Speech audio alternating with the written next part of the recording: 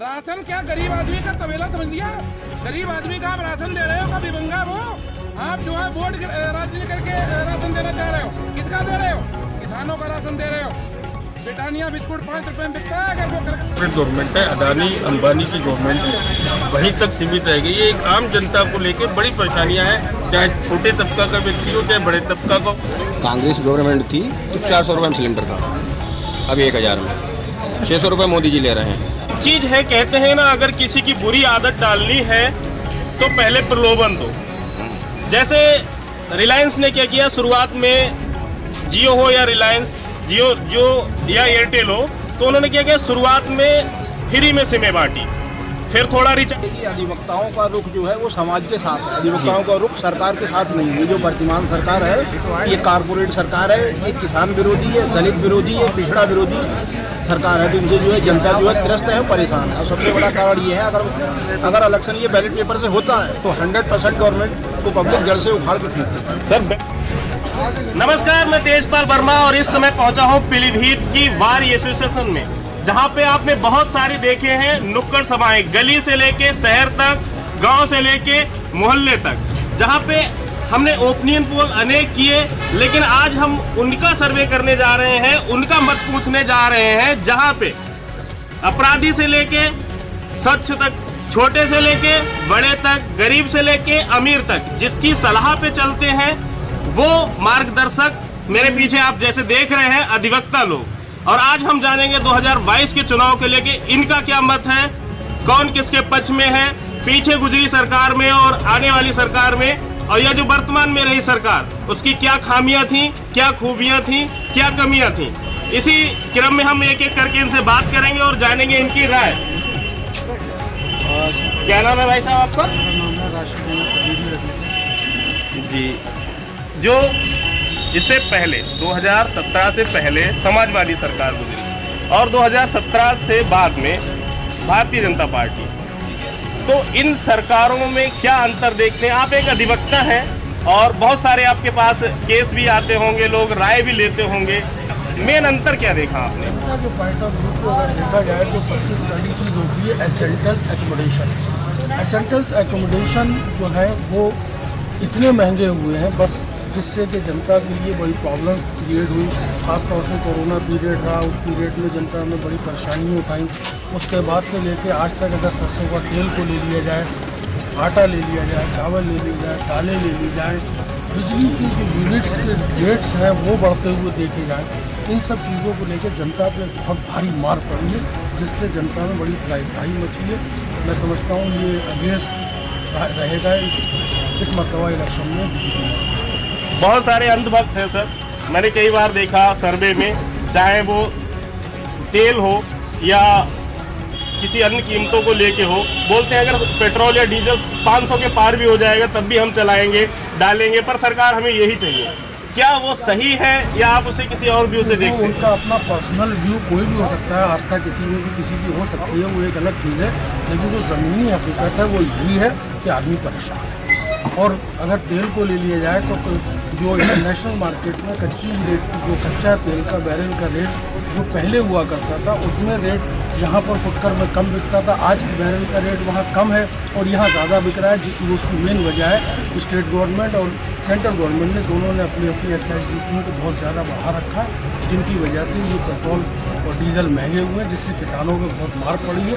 और किसान इस बात को लेके मैं समझता हूँ काफ़ी हद तक रुष्ट है और ये चीज़ का खामियाजा जिंदगी को भुगतना है। किसान की बात सर अलग होगी। आज मेरा सीधा उद्देश्य ये है कि इसमें अधिवक्तागण जो है वो सिर्फ डिस्ट्रिक्ट पीलीभीत के नहीं, आपके माध्यम से मैं पूरे यूपी के अधिवक्ताओं को बोलना चाह रहा हूँ, उनका किधर रहेगा झुकाव? मैं समझता हूँ बदलाव तो प्रकृति का नियम और बदलाव प्रकृति का नियम है, अर्थात बदलाव होना चाहिए। इसी के साथ और भी हमारे साथ लोग हैं। क्या नाम है भाई साहब आपका? पीयूष शुक्ला, एडवोकेट। जी सर, आप किस नज़रिए से देखते हैं इस चुनाव को? ये चुनाव जो है ये हर तरीके से फेल है। इसमें चाहे वो बीजेपी हो चाहे वो सपा हो, इनके नेताओं में नैतिकता नाम की चीज़ नहीं बची है। सब अपना अपना स्वार्थ साधने के लिए एक दल से दूसरे दल में कूद रहे हैं, भाग रहे हैं। जहाँ जिसको लालच है वो उसी दल में भाग रहा है। कांग्रेस गवर्नमेंट के टाइम में जितनी भी चीज़ें बनी थी वो सब इन लोगों ने बेच डाली हैं। कोई नया विकास नहीं है, कोई पब्लिक को धर्म के नाम पर लड़ा रहा है। मंदिर मस्जिद के अलावा कोई इनके पास मुद्दा नहीं है, कोई डेवलपमेंट नाम की चीज़ नहीं है। जितनी कांग्रेस गवर्नमेंट ने बनाई थी चीज़ें सब इन्होंने बेच डाली है। किसानों को उनके फसल का कोई मूल्य नहीं मिला है। धान जो था जब तक किसान के पास था तब तक सेंट्रो पे खरीदारी नहीं हुई, और वो जब किसान का धान सेंट्रो में नहीं तुला उनको लाला ने खरीद लिया। फिर बाद में वही धान जो था वो सरकारी खरीद केंद्रों पर बेच के पैसा कमाया। किसान को कुछ भी नहीं मिला। तेल की कीमतें, गैस की कीमतें, सरसों तेल की कीमतें ज़मीन से आसमान पे आ गई हैं। पब्लिक परेशान है। अब किसी तरीके का कोई विकास नहीं हुआ इस वक्त। तो इस महंगाई का खास असर पड़ेगा, बहुत असर पड़ेगा। अभी तो महंगाई एक खास मुद्दा बना हुआ है।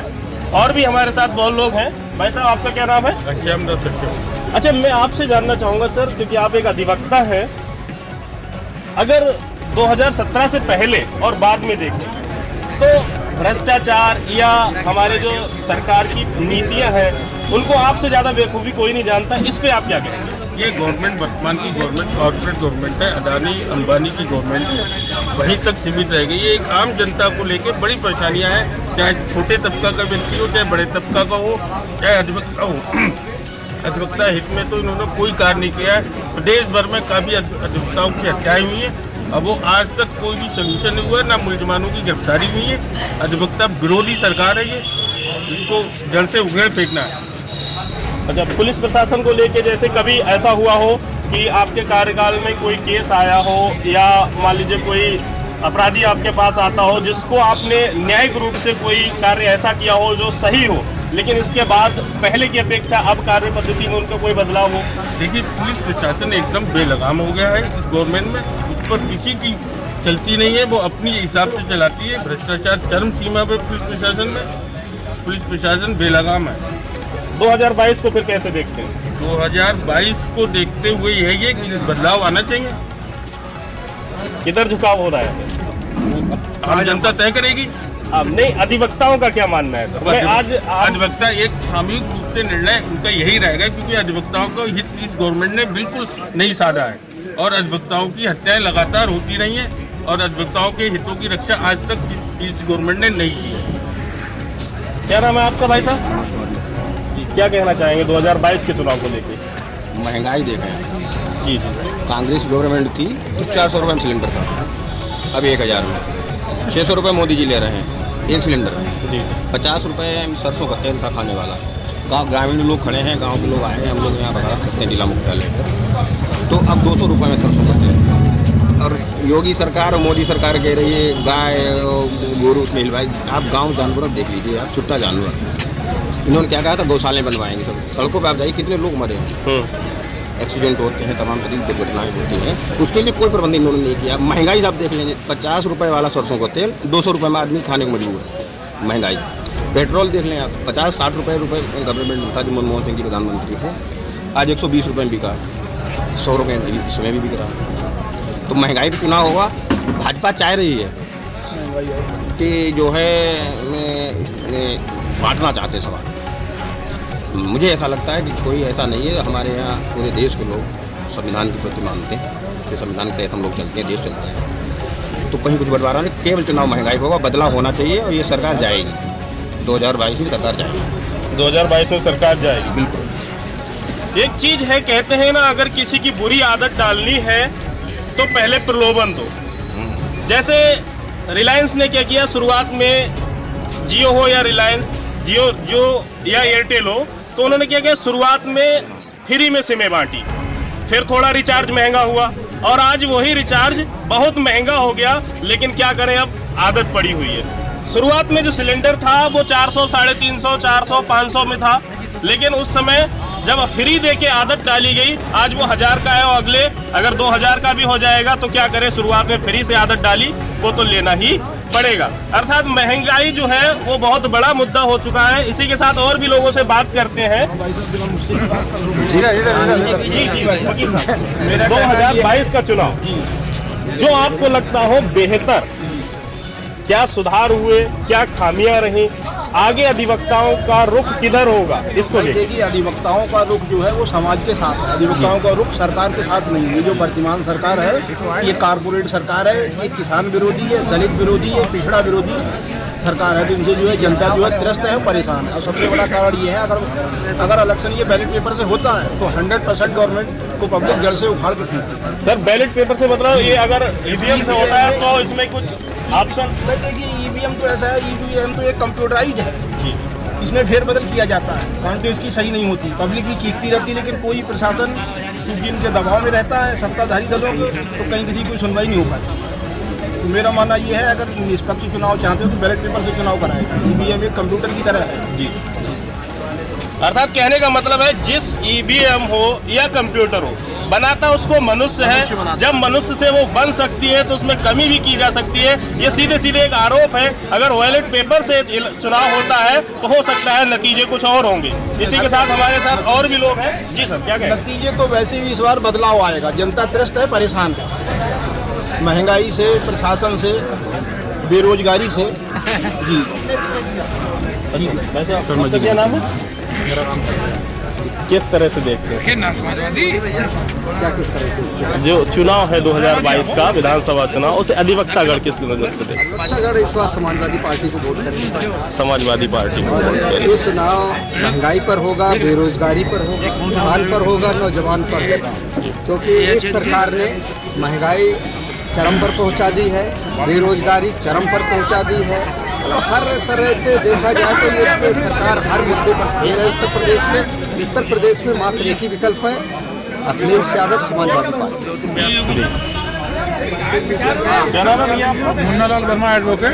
जी, क्या कहेंगे भैया? 2022 चुनाव आ रहा है, इसको लेके क्या कहेंगे? 2022 चुनाव आ रहा, बदलाव होगा, महाबदलाव होगा, क्योंकि जो भाजपा है ये झूठ तंत्र है, इसने जुमलेबाजी की सरकार रही है, इसने डबल इंजन की सरकार करके अधिवक्ताओं से तमाम किसानों का, नौजवानों का, गरीबों का इतना शोषण और अत्याचार किया है कि ऐसी गवर्नमेंट कभी आई नहीं। इसकी वजह एक और भी है कि इन्होंने कोरोना का भय दिखाकर हम अधिवक्ताओं के साथ जो है कुठाराघात किया, जीवन पर गरीब जनता के साथ किया। जो एसी में बैठने वाले लोग जो कोरोना के ऊपर स्पीच देते हैं कि साहब कोरोना आ गया, कोरोना आ गया, हमने 1.5 करोड़ टीका लगवा दिया। टीका अगर लगी गए तो कोरोना आया कैसे? इस बात का सवाल है। अब इन्होंने अपनी रैलियां करके, अपनी सरकार ने अपनी रैलियां करके, प्रधानमंत्री ने, माननीय प्रधानमंत्री ने सारी रैलियां करके, और जब विपक्ष का नंबर आया या जनता का अपनी आवाज उठाने का नंबर आया तब इन्होंने कह दिया था कोरोना आ गया। ये कैसी विडंबना है? हिंदुस्तान के अंदर ये पहली ऐसी सरकार आई है जो 8 साल की गवर्नमेंट के दौरान ये सरकार कहती है कि हिंदू खतरे में है, और सारे पूरे हिंदुस्तान में उच्च पदों पर, राष्ट्रपति से लेकर प्रधानमंत्री, राज्यपाल, मुख्यमंत्री, तमाम उच्च पदों को लेकर जो लोग हिंदू लोग बैठे हुए हिंदू के खतरे में। पर इतना कुठाराघात किया है। अब क्या काम कर रहे हैं कि राशन वितरण कर रहे हैं।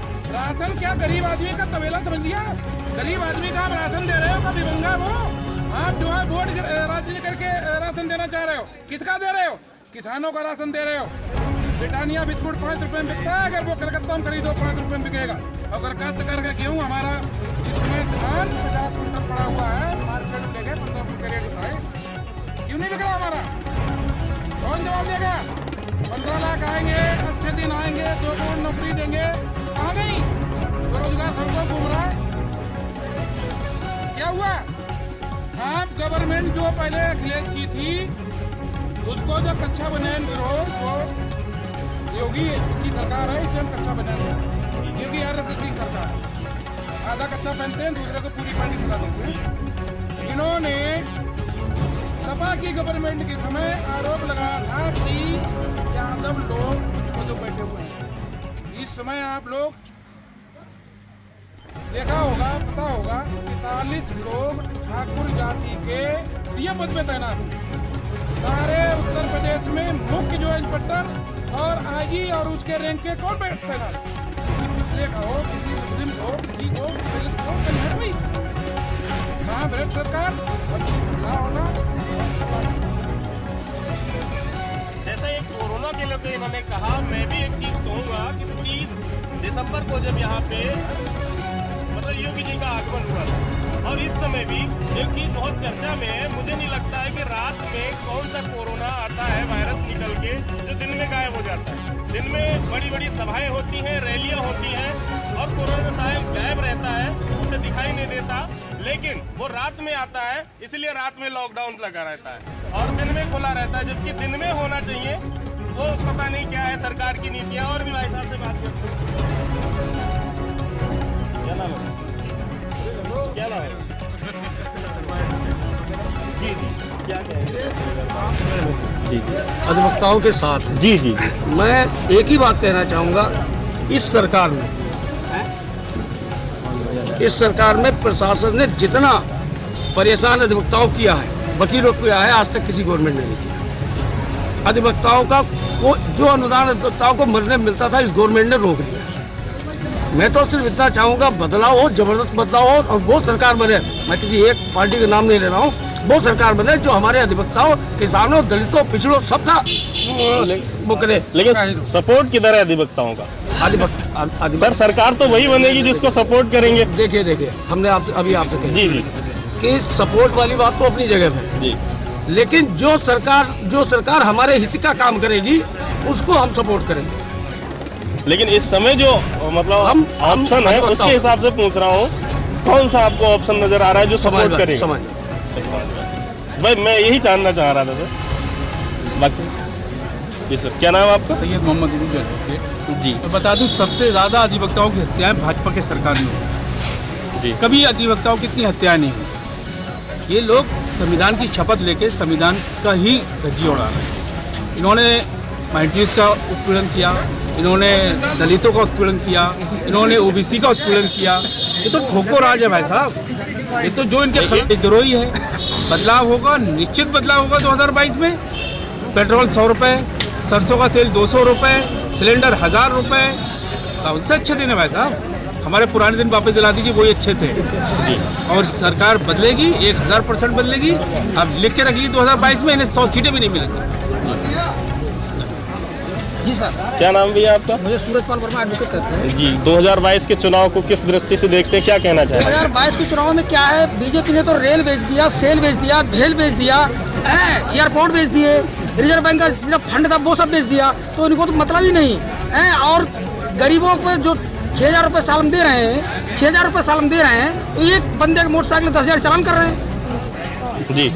आप नमक दे रहे हैं, 100 रुपये गल्ला दे रहे हैं, उसको 200 रुपये थैला छपा रहे हैं, पूरा देश बेच दिया। तो इनकी सरकार तो इनको तो वोट करना नहीं चाहिए। जनता को, पढ़े लिखे लोग हैं, वोट नहीं करेंगे बीजेपी के लिए, नहीं करना चाहिए वोट, क्योंकि हमारा जो रिजर्व फंड था वो सारा बेच दिया उन्होंने, हमारा पूरा देश गिरवी डाल दिया उन्होंने। कभी भी जनता को उनको वोट नहीं देना चाहिए, बीजेपी को वोट ही नहीं देना चाहिए। Vote for cycle, Akhilesh ji ने विकास किया है, इस बार हमारे सारे वोट विद्वान लोगों के, वक्ताओं के सारे वोट फॉर साइकिल, सब अधिवक्ताओं के vote for cycle. Akhilesh ji को इस बार मुख्यमंत्री बनाएंगे, इनको बीजेपी को यहाँ से हटाएंगे। मैं कहना चाह रहा हूँ, इस सरकार में ज़्यादातर नाम बदलने का काम हुआ है, सिर्फ नाम बदलने और कुछ नहीं हुआ है। शिक्षा विभाग को लेकर देखिए तो सबसे बड़ा खेल रचा गया है, कुछ नहीं किया गया, सिर्फ नाम बदला गया। अधिकतर मैं ये देख रहा हूँ कि बीजेपी सरकार में गुंडागर्दी ज़्यादा चल रही है। अभी आपका ये बरखेड़ा में जो हुआ है कांड, इस मुद्दे पर किसी ने अभी तक कुछ नहीं किया, सिर्फ ज़्यादातर भ्रष्टाचार बढ़ा है सर कि कम हुआ है? बहुत ज़्यादातर भ्रष्टाचार बढ़ा है, बिल्कुल कम नहीं हुआ। और इस बार मैं चाहता हूँ कि ये सरकार जो है नई आए और नया विकास हो, जो भी हो। फिलहाल इस सरकार में कुछ नहीं हुआ, सरकार का बदलाव होना चाहिए और मैं चाहता हूँ कि नया मुख्यमंत्री आए और नए तरीके से नया विकास हो। आम हो या खास, अमीर हो या गरीब, जिनकी सलाह पे चलते हैं उन अधिवक्ताओं का अभी हमने रुख जाना।